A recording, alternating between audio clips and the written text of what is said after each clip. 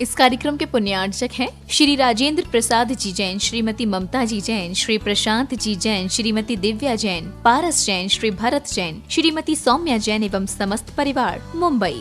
परम पूज्य संत शिरोमणि आचार्य श्री विद्यासागर जी महाराज भारतीय श्रमण संस्कृति के एक ऐसे महान साधक थे जिनके ज्ञान, ध्यान और तप की चर्चा युगों युगों तक सारे विश्व में होती रहेगी। किसी ने उन्हें चलता फिरता तीर्थ कहा तो किसी ने तीर्थंकर, पर सच में तो वे चारित्र, ज्ञान, तप और वात्सल्यता में ऐसे श्रेष्ठ संत थे जिन्होंने भारतीय संस्कृति के संरक्षण और संवर्धन के साथ साथ सदैव सामाजिक समरसता का पक्ष लिया और अपने प्रभाव और प्रताप से जैन ही नहीं बल्कि विभिन्न धर्मों को मानने वाले लाखों करोड़ों लोगों के दिलों में अपना स्थान बना लिया। किंतु आज जब आचार्य भगवान देह रूप में हमारे साथ नहीं हैं, लेकिन उनके जैसे ही कठोर तपश्चर्या एवं प्रबल अनुशासन से पल्लवित संस्कारों की झलक देखने को मिलती है, उनके प्रथम आज्ञानुवर्ती शिष्य परम पूज्य नवाचार्य श्री 108 समय सागर जी महाराज में, जो उनके बताए मार्ग पर चलते हुए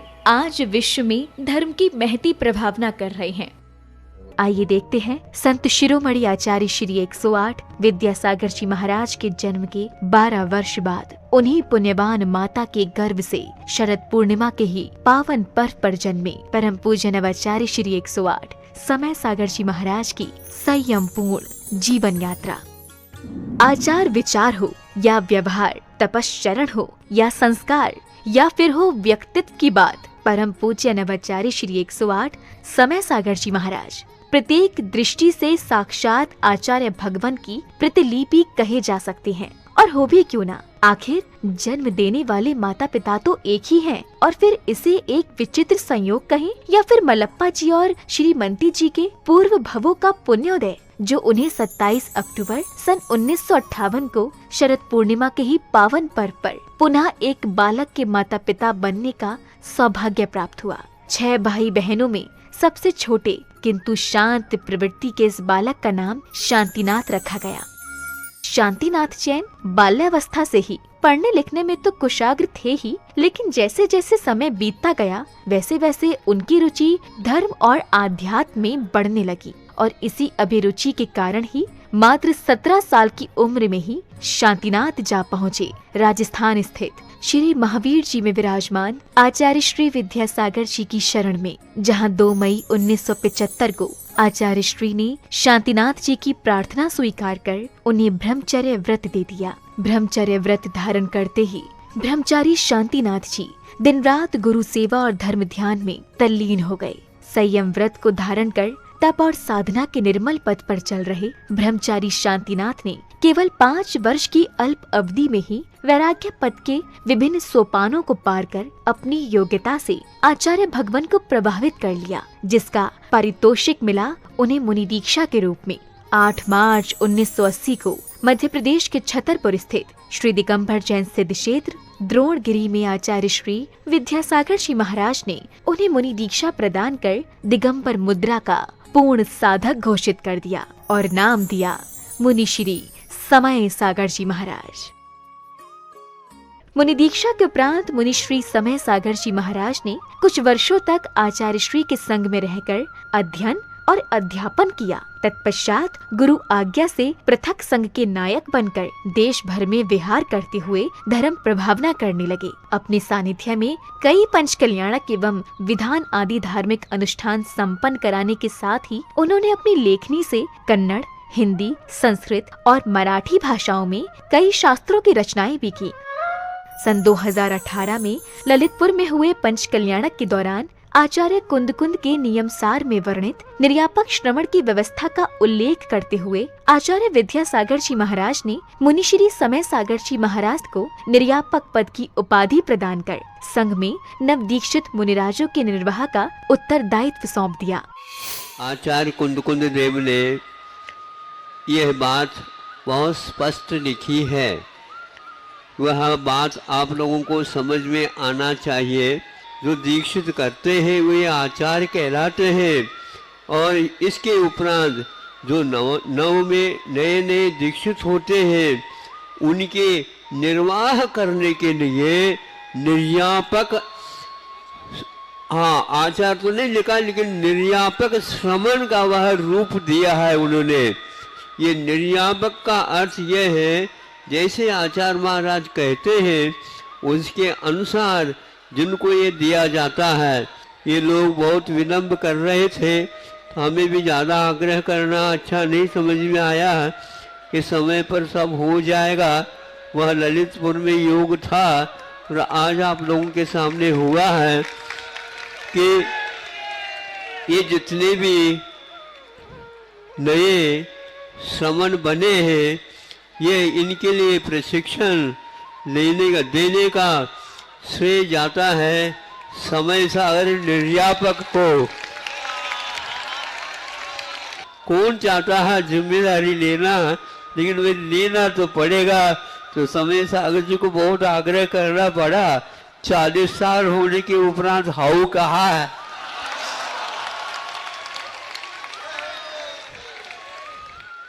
समय अपनी गति से चलता रहा। छत्तीसगढ़ के डोंगरगढ़ स्थित चंद्रगिरी तीर्थ में विराजमान आचार्य श्री विद्यासागर जी महाराज ने 6 फरवरी के ही दिन आचार्य पद के लिए निर्यापक श्रमण मुनि श्री समय सागर जी महाराज को चुन लिया एवं अपनी समाधि से 3 दिन पूर्व 15 फरवरी 2024 को आचार्य पद का त्याग कर पूर्ण संलेखना की ओर अग्रसर हो गए।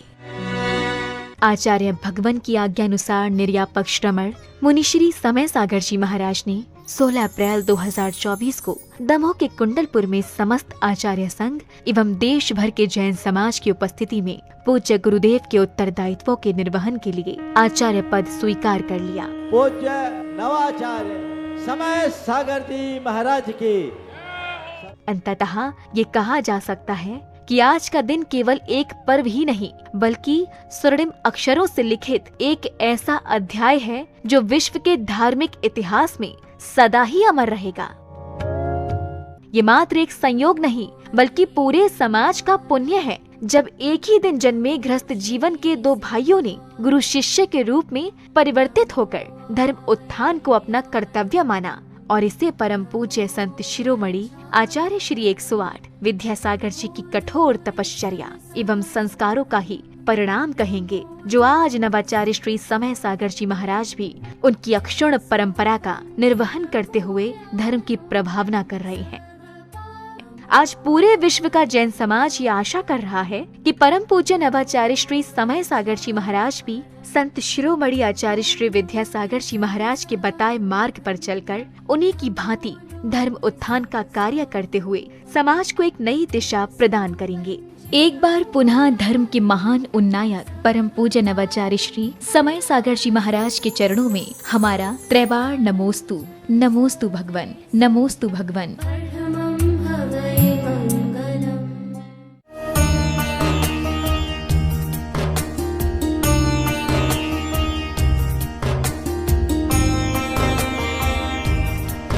मंगलम भगवान वीरो मंगलम गौतमो गणे मंगलम कुंद कुंदाद्यो जैन धर्मोस्तु मंगलम सर्व मंगल मांगल्यम सर्व कल्याण कारकम प्रधानम सर्वधर्माणां जैनम जयतु शासनम।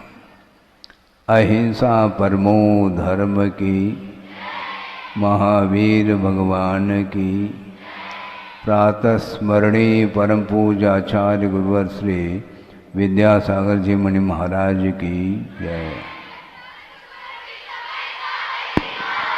जी की जय।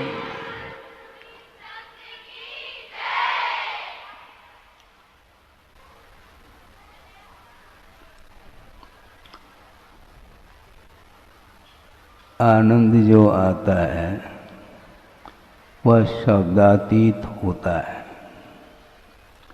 इसलिए कह रहा हूँ आपके सामने इंग्लिश भाषा में अपने भाव व्यक्त किए जा रहे थे। उसमें शब्दों की दृष्टि से मुझे कोई भी बात समझ में नहीं आ रही थी। इसके उपरांत पे आनंद तो उतना ही लिया है जितना आप लोगों ने लिया।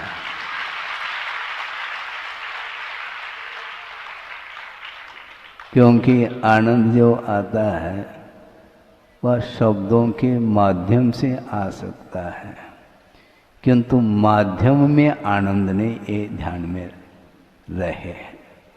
क्योंकि वस्तुतः न्याय ग्रंथों में जो हमें पंक्ति पढ़ने को मिलती है, उस पंक्ति को प्रसंग के अनुरूप हमने कई बार रखा है। आचार्य महाराज ने न्याय दीपिका ग्रंथ, जो न्याय पर ग्रंथ है, उसका स्वाध्याय वो करा रहे थे। जहाँ तक मुझे स्मृति है, सन 81 में जबलपुर के पास पाटन है और पाटन के पास एक क्षेत्र है, कोनिजी क्षेत्र। हाँ बिल्कुल, वहाँ पर गुरुदेव अध्ययन करा रहे थे। उसमें एक पंक्ति बहुत प्रासंगिक है, यो यत्र अनभिज्ञः स तत्र बाल, ऐसा कहा। अर्थ समझ में आ रहा है, क्योंकि ये इंग्लिश नहीं है, संस्कृत में है। हाँ, यो यत्र अनभिज्ञः, इसका अर्थ है जिस क्षेत्र में जिसका कोई प्रवेश नहीं है, ज्ञान नहीं रखता है, उस क्षेत्र में वह बालक माना जाता है। इसलिए भाषा की दृष्टि से हमें वह पंक्ति लागू हो रही है। क्योंकि इंग्लिश भाषा मुझे आती नहीं, किंतु आनंद जो आप ले रहे थे वह आनंद मुझे भी इसलिए आया है क्योंकि निश्चित रूप से शब्दों में कोई न कोई तथ्य होगा। क्योंकि शब्दों के माध्यम से हम भावार्थ तक पहुंच जाते हैं, तब वह भाव भाषण होता है। एक शब्द प्रत्यय होता है, एक अर्थ प्रत्यय होता है, फिर बाद में भाव प्रत्यय अथवा ज्ञान प्रत्यय माना जाता है। प्रत्यय का अर्थ कारण होता है, माध्यम होता है, तो भाव तक पहुंचने के लिए शब्द भी आवश्यक है। और शब्दों के माध्यम से जब अर्थ का परिज्ञान होता है, उसके बाद यदि उस व्यक्ति की दृष्टि स्वरूप की ओर जाती है, पदार्थ का क्या स्वरूप है, उस ओर जब ध्यान जाता है, उस समय सारे सारे शब्द विश्राम उनका, उस समय जिस समय आनंद होता है, आनंद का अनुभव होता है, उस समय शब्दों की आवश्यकता नहीं पड़ती है। क्योंकि बिना शब्दों का उच्चारण किए शब्दानुच्चारणे पे स्वस्य अनुभवनम अर्थवत, ऐसा कहा। किसी पदार्थ को आप जान रहे हैं, उस जानते समय शब्द का आलम्बन लेना अनिवार्य नहीं होता है। दीप सामने हैं, रखे हैं, वो दीप जल रहे हैं क्या, नहीं, उसको जानते समय दीप ऐसा आलम्बन शब्द का आपने लिया है क्या, नहीं लिया है। बिना शब्द का आलम्बन लिए भी पदार्थ का यथावत ज्ञान हो रहा है और उस ज्ञान के माध्यम से आनंद का अनुभव होता है। इसी को बोलते हैं संवेदन। इसलिए मनोरंजन ही सही। एक हमें प्रसंग याद आ गया, किसी ने किसी व्यक्ति से पूछा, तुम्हें इंग्लिश भाषा आती है क्या? तो उसने कहा, मुझे तो भाषा तो नहीं आती, बहुत प्रयत्न किया है, लेकिन दिमाग जरूर हमने लगाया है। तो क्या हमें तो एक ही वाक्य आता है, दूसरा तो आप जानो।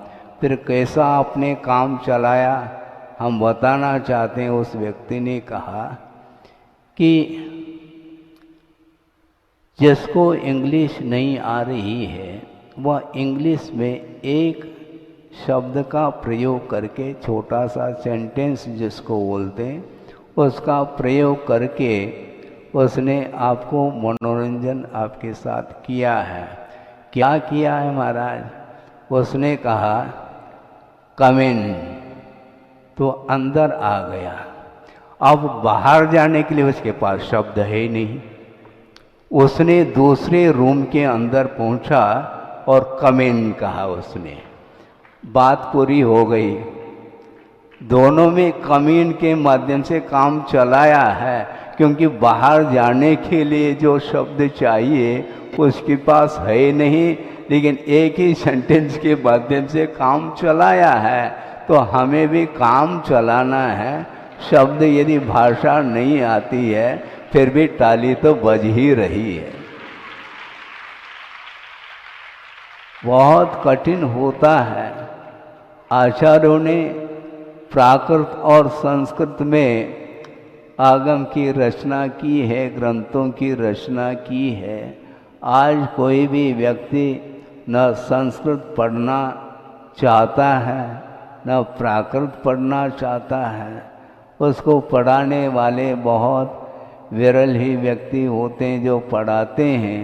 और आचार्य ज्ञान सागर जी महाराज के सानिध्य में गुरुदेव ने क्या श्रम किया होगा हम अनुमान तक नहीं लगा पाते हैं। 20 साल की उम्र में उनके चरणों में पहुँचे हैं। 1 साल आचार्य देशभूषण जी के संग में रहे। उसके बाद मात्र 11 महीने रहे आचार्य ज्ञान सागर जी के सानिध्य में ब्रह्मचर्य अवस्था में, और उन्होंने दीक्षित कर दिया। कन्नड़ भाषा भाषी आप जानते हैं कन्नड़ क्या हो। कई लोग कहते महाराज ये जो लिपि जो है ना ये जलेबी जैसे लगती है, आपको जैसे भी लगे, किंतु लिपि तो लिपि है।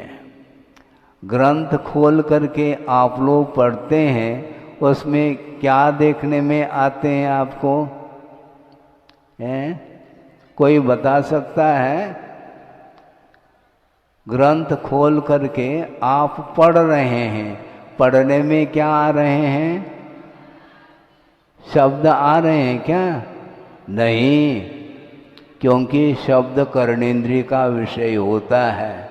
वहाँ पर जो पढ़ने में आ रहा है वह लिपि है, संकेत है, शब्द के संकेत मात्र है। आत्मा ऐसा जो लिखा हुआ मिलता है वह चक्षु इंद्रिय का विषय बन रहा है, जबकि आत्मा यह जो ध्वनि आई है ये कर्णेंद्रिय का विषय है, किंतु उपचार से उसको भी शब्द की संज्ञा दी है। वस्तुतः वह शब्द नहीं, शब्द के संकेत है, किंतु व्यवहार में यही कहने में आता है कि ये शब्द हैं। शब्द मिल करके वाक्य का निर्माण होता है, अक्षर अक्षर मिल करके शब्द की उत्पत्ति होती है। इस प्रकार व्यवहार में कथन करने में आता है, किंतु वस्तुतः चाहे वह अक्षर हो, चाहे वह शब्द हो, चाहे वह वाक्य हो, वो सारा विषय कर्णेंद्रिय का विषय माना जाता है। तो इसी प्रकार विभिन्न भाषाओं में वस्तु तत्व का बोध हमें होता है।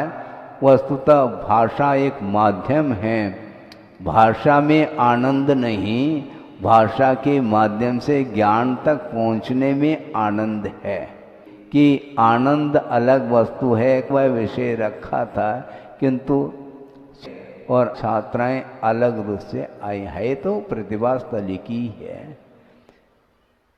उनके सामने भी यही रखा गया कि वस्तुतः ज्ञान अलग वस्तु है और आनंद अलग वस्तु है।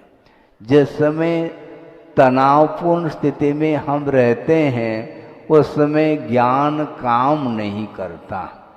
ज्ञान रहता तो है किंतु वह उद्घाटित नहीं रहता, इसलिए आनंद नहीं आता है। और ज्ञान को उद्घाटित करने के लिए ही ये सारे शब्दों के अथवा भाषा आदि का आलम्बन लिया जाता है। आलम्बन अलग है, आलम्बन का अर्थ साधन होता है, एक माध्यम होता है। वहाँ लक्ष्य तक पहुँचने के लिए एकमात्र साधन है, एक मार्ग जिसको बोलते हैं। मार्ग में आनंद नहीं। महाराज फिर मोक्ष मार्ग में भी आनंद नहीं है क्या? कोई पूछेगा।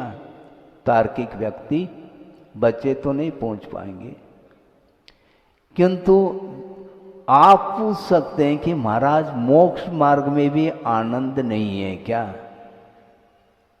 क्योंकि मोक्ष मार्ग में पंचेंद्र के विषयों से उत्पन्न होने वाला जो आनंद है वह मिलेगा नहीं, एक बात। और मुक्ति है ही नहीं। मुक्ति में तो आनंद है, मुक्ति में अनंत सुख है, और मार्ग में अनंत सुख है क्या? नहीं है। तो इंद्रिय सुख मिल रहा है क्या? वह भी नहीं। तो कौन सा किस बात को लेकर के सुख का अनुभव करेगा वह मोक्ष मार्गी? बहुत बड़ा प्रश्न है। किंतु वस्तुतः मोक्ष मार्ग में सुख नहीं है, क्योंकि इंद्रियाश्रित जो सुख है वह हमारे लिए, संसार के लिए कारण है, वह छोड़ने योग्य है। इस प्रकार श्रद्धान करके मोक्ष मार्ग पर वह आरूढ़ हुआ है, तो मोक्ष मार्ग में सुख मिलेगा क्या? नहीं। वस्तुतः मोक्ष मार्ग में सुख है क्या? नहीं है। किस बात को लेकर के सुख है महाराज? आस्थागत सुख है। समझ में आ रहा है क्या? नहीं। आस्थागत सुख, और वह आस्थागत सुख ही काष्ठागत सुख के लिए कारण होता है। इन्हें पराकाष्ठा, जो सुख की जो पराकाष्ठा है वह मोक्ष में है। वहां पर पहुंचने के लिए उस आनंद का, अलौकिक आनंद का, सुख का अनुभव करने के लिए आस्था जागृत करने की आवश्यकता है। और वह आस्था किसी भाषा से, आस्था का संबंध भाषा से नहीं जुड़ा, किंतु भाषातीत पहुंचने के लिए हमें श्रद्धांड विश्वास करने की आवश्यकता है। और विश्वास के लिए अथवा आस्था के लिए भिन्न भिन्न भाषाओं में कोई भी शब्द का प्रयोग कर ले, हमें कोई उसमें ज़्यादा विकल्प नहीं है। क्योंकि स्वाद जो आता है वह भाषा में नहीं आता। जैसे समझने के लिए कन्नड़ में कोई शब्द है, उसका प्रयोग कर लें तो आपको कोई ज्ञान होगा क्या? नहीं होगा। किंतु आनंद जो आएगा वह भाषातीत होता है।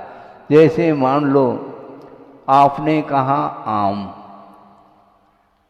समस्या मेरे सामने है, अभी नहीं, पहले की बात कह रहा हूँ। आचार्य महाराज की दीक्षा हुई थी सन 68 में, और दीक्षा में तो मैं शामिल नहीं हो पाया उस प्रोग्राम में, उस उत्सव में। 20 दिन के उपरांत वहाँ पर दर्शन करने का अवसर मिला, और उसके पहले कुछ लोग पहुँच करके उस उत्सव को देखा था, और उनका परिचय हुआ होगा वहाँ के स्थानीय व्यक्तियों के साथ। वो सारे उन्हें लेने के लिए आए थे। उस समय हम भी शामिल थे। फिर बाद में दर्शन आदि किए, सब हुआ। दूसरे दिन, उस समय उम्र तो छोटी थी, हैं? बुद्धि छोटी हो बड़ी हो इससे हमें कोई प्रयोजन नहीं है, उम्र तो छोटी थी, और लगभग 10 साल की उम्र है उस समय। किसी ने पूछा कि तुम्हारा नाम क्या है? तो हमने सोचा कि नाम का अर्थ क्या है? ऐसा लगता है आम आम ऐसा कुछ बोल रहे हैं वो, जबकि आम नहीं था, नाम। और मुझे नाम का अर्थ क्या होता है, हमें समस्या खड़ी हो गई। फिर हम बता नहीं पाए, तो उन्होंने सोचा संभव है इंग्लिश का प्रयोग कर लें तो कुछ समझ में आ जाए, क्योंकि इंग्लिश का ज़माना तो है ही। तो उन्होंने इंग्लिश में पूछा व्हाट इज़ योर नेम? तो हमने से पहला नाम पूछ रहे थे, अब नेम। तो हमने सोचा कि अब ये नाम ही पूछना चाहते हैं। नेम का अर्थ नाम होता, उसको हिंदी में नाम बोला जाता है। अब उसको लेकर के हमें बात समझ में आ गई। अर्थ ये है कि भाषा का जब तक ज्ञान नहीं होता है तो उस समय ऐसा ही होता है, नाम को भी आम समझने, ऐसा लग रहा था कि आम चाहिए क्या, ऐसा पूछ रहे होंगे वो, लेकिन उनका जो भाव था वह अलग था। इसको बोलते हैं भाषा का जब तक ज्ञान नहीं होता तब तक वह आनंद का अनुभव नहीं कर सकता। किंतु मोक्ष सुख का हमें लाभ लेना है, उसको प्राप्त करने के लिए शब्दातीत अवस्था में ही वह सुख और शांति मिल सकती है। छोटी छोटी बालिकाओं को लेकर के उनको किसी भी प्रकार से कोई विकल्प नहीं है। हम पूछना चाहेंगे उनके लिए कोई विकल्प है क्या? हाँ, देखो इसको बोलते हैं अग्रिम पंक्ति में जो बैठी हुई बालिका हैं उनमें और अंतिम जो पंक्ति हैं वहाँ पर बैठी हुई बालिका में, किसी भी बालिकाओं में कोई विकल्प नहीं, कोई तनाव नहीं है कि हमें लास्ट में बैठने को मिला है, इनको पहले पंक्ति में बैठने को मिला। इस बात को लेकर के कोई विकल्प है ही नहीं। इसी को बोलते हैं सहज अवस्था। और कोई दूसरा हो तो देख लो, हमें सामने बुलाया नहीं जा रहा है, ऐसे भी बात आ सकती है। ये छोटे अवस्था में नहीं, ये बड़े होने के उपरांत ज्ञान का जैसा जैसा विकास होता है वैसे वैसे और प्रतिष्ठा का भी ख्याल आ जाता है उसके अंदर, जबकि मोक्ष मार्ग में प्रतिष्ठा की बात नहीं है। क्योंकि प्राण प्रतिष्ठा होने के उपरांत भगवान पूज्य बनते हैं। भगवान की प्रतिमा लाई गई मान लो, और उसको जब तक हम प्रतिष्ठित नहीं करते हैं तो उसमें पूजता नहीं है, इसलिए आप लोग भी पूजन आदि नहीं करते हैं। जब प्रतिष्ठा विधि के अनुरूप जब उसमें भगवान के गुणों का आरोपण किया जाता है, फिर बाद में वह पूज्य बन जाता है। तो इसलिए हमें पूज्यता की ओर दृष्टि रखनी चाहिए, स्वयं की प्रतिष्ठा नहीं।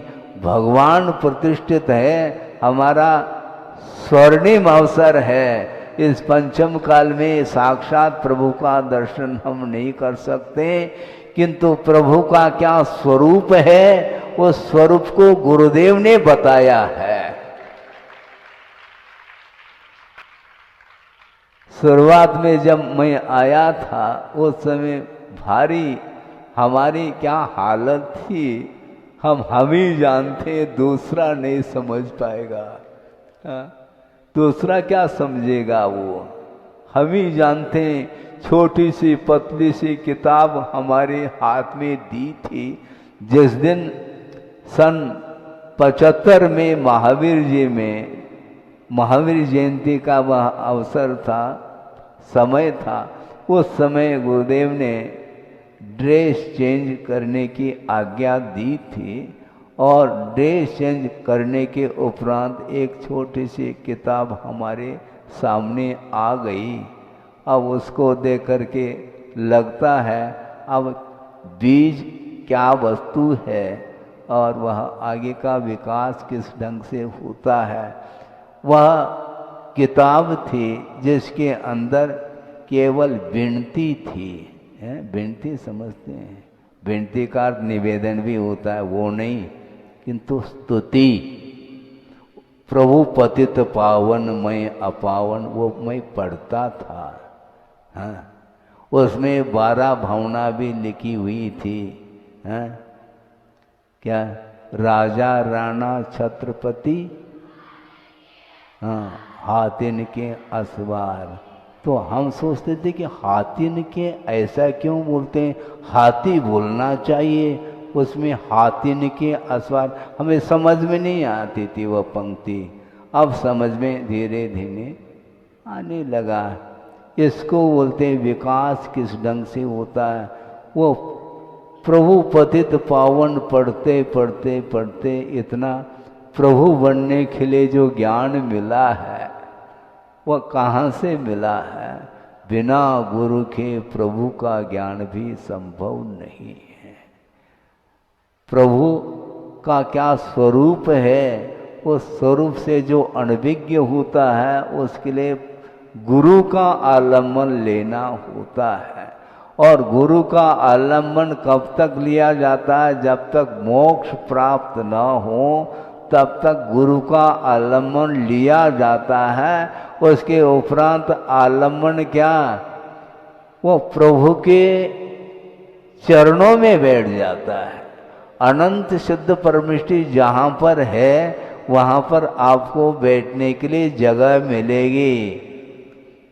पंडाल कितना बड़ा है वो 2.5 प्रमाण है वह पंडाल। वो हाँ सिद्ध शिला वहाँ पर जो एरिया है क्षेत्रफल है वह 2.5 45 लाख योजन प्रमाण जो 2.5 द्वीप है उतना ही जो है वह सिद्ध जहाँ पर सिद्ध परमिष्टि विराजमान होते वो क्षेत्र का इतना प्रमाण है।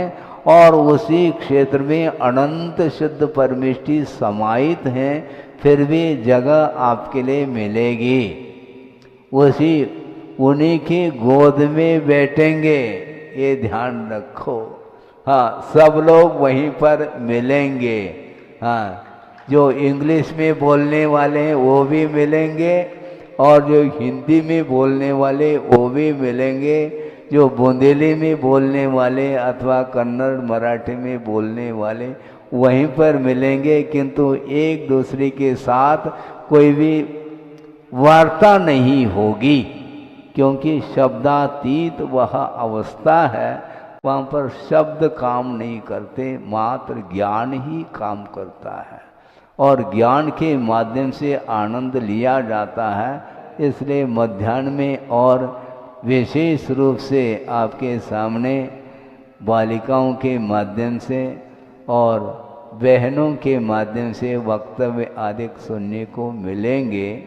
और जो भी प्रस्तुति आदि होगी उसको भी हम देखेंगे, क्योंकि हम प्रस्तुति कर सकें या न कर सकें इसका हमें कोई विकल्प नहीं है। हमें स्तुति करना है। कल भी हमने यही बात करी थी और आज भी यही बात हम रिपीट कर रहे हैं। हमें स्तुति करने में उतना ही आनंद है आपकी प्रस्तुति को देख करके, क्योंकि इतनी छोटी छोटी बालिकाओं को लेकर के मन बड़ा प्रसन्न होता है। क्यों? क्योंकि गुरुदेव ने दिया है, क्योंकि प्रकट कर दिया, दिया दे दिया, इस प्रकार आप लोग बोलते हैं। बहुत ये आप लोगों के माध्यम से ये सारे सारे हाइकू हमें सुनने को मिल रही हैं। हाँ हम बहुत ज़्यादा हाइकू तो हम नहीं जानते हैं, एक आध हाइकू भी हम पढ़ लें और उसका मर्म समझ में आ जाएगा तो पूरा का पूरा आनंद जो आप लोगों को आ रहा है वह मुझे भी आएगा, क्योंकि हमारी स्थिति भी सबकी स्थिति उसी रूप में थी और वर्तमान में धीरे धीरे विकास हो करके ज्ञान का विकास जब होता है तो अपने आप ही वस्तु की गहराई पकड़ में आती है। ज़्यादा समय नहीं है, इतना ही पर्याप्त समझता हूँ कि कमेंट इतना ही पर्याप्त है हमारे लिए बाहर जाने के, क्योंकि बड़े मुश्किल से तो भीतर आते हैं, बाहर जाने की बात ही नहीं करना चाहिए। गो आउट ऐसा कहेंगे तो बाहर जाएंगे, बाहर जाने के लिए आदेशित किया जा रहा है। हम क्यों आदेशित करें आपको बाहर जाने के लिए? आपको अंदर ही आना है, अंदर आने से आनंद आता है। अहिंसा परमो धर्म की जय।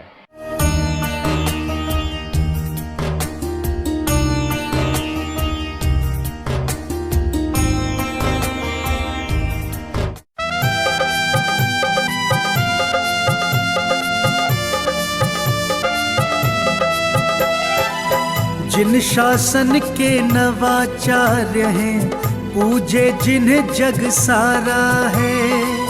जिन शासन के नवाचार्य हैं, पूजे जिन्हें जग सारा है। परम पूज्य श्री समय सागर को शत शत नमन हमारा है। परम पूज्य श्री समय सागर को शत शत नमन हमारा है।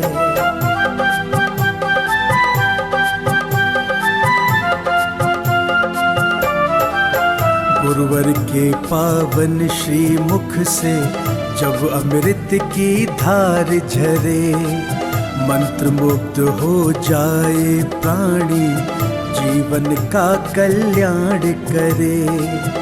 गुरुवर के पावन श्री मुख से जब अमृत की धार झरे, मंत्र मुग्ध हो जाए प्राणी, जीवन का कल्याण करे। मोक्षदाहिनी वाणी उनकी ज्ञान की अविरल धारा है।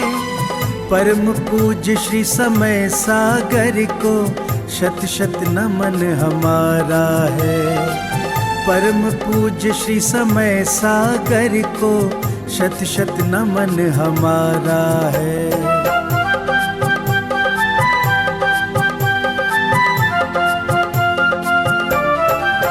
परम तपस्वी दिव्य ओजस्वी, धर्म ज्ञान के भंडारी, काया जिनवर के समरूपी, भक्तन के हैं भवतारी।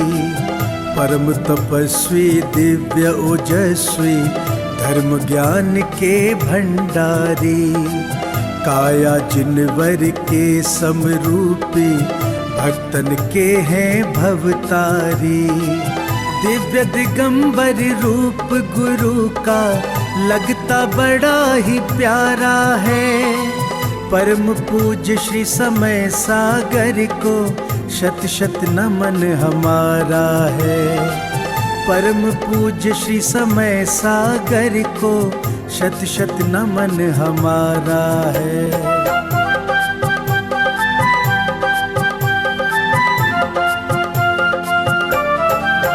विद्या गुरु की प्रतिमूरत है, उनकी ही परछाई है। वही ज्ञान वाणी और करुणा, दिव्यता वही समाई है। विद्या गुरु की प्रतिमूरत है, उनकी ही परछाई है। वही ज्ञान वाणी और करुणा, दिव्यता वही समाई है।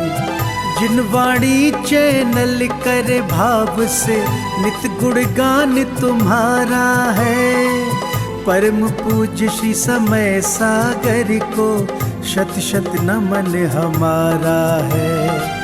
परम पूज्य श्री समय सागर को शत शत नमन हमारा है।